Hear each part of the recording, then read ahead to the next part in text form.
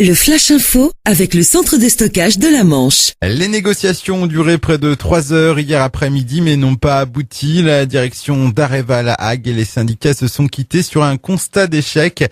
Un désaccord qui porte sur la récupération des jours fériés travaillés. Pour rappel, jusque-là, les salariés postés en 5-8 avaient le droit entre la récupération ou le paiement. La direction leur impose désormais de les payer. Elle ajoute la possibilité pour ceux qui le souhaitent de convertir une partie de leur 13e mois en jour de congés supplémentaires. Hors de question pour les syndicats qui réclament une nouvelle négociation. Après une nouvelle démonstration de force hier matin, les grévistes pourraient décider de maintenir la pression sur la direction. Une assemblée générale est organisée cet après-midi à Équeurdreville-en-Ville.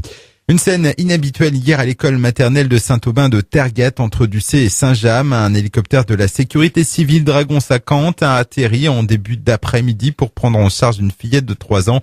Selon la directrice de l'école, l'élève a fait un malaise brutal. L'hélicoptère l'a transporté au CHU de Caen. Dans le Sud-Manche toujours, la nationale 175 coupée à la circulation hier après-midi. Un poids lourd s'est couché en travers la chaussée dans le sens Avranches-Pontorson. L'accident n'a pas fait de blessés, mais a entraîné de grosses perturbations du trafic.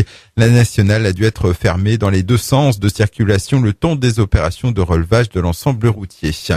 Football, le tirage au sort des 16e de finale de Coupe de France est connu. Pas de gros poissons pour les clubs manchois, encore en lice.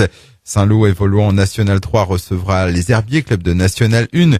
Pour les Grands-Villets tombeurs de Bordeaux, ce week-end, ils accueilleront Concarneau, également National 1. Le 16e tour de la Coupe de France aura lieu les mardis 23 et mercredi 24 janvier. Et puis, musique avis aux artistes et groupes normands. Les inscriptions pour le tremplin du festival Papillon de Nuit sont ouvertes jusqu'au 25 janvier. 2 critères s'imposent aux candidats, être originaire de Normandie et soumettre 2 titres originaux. Les reprises ne sont pas acceptées. Le lauréat se produira le dimanche 20 mai sur la scène Erébia du festival de Saint-Laurent-de-Cuve. Le Flash Info vous a été présenté par Landra, centre de stockage de la Manche à Digueulville. Pour en savoir plus et visiter notre centre, 0810 120 172, coup d'un appel local.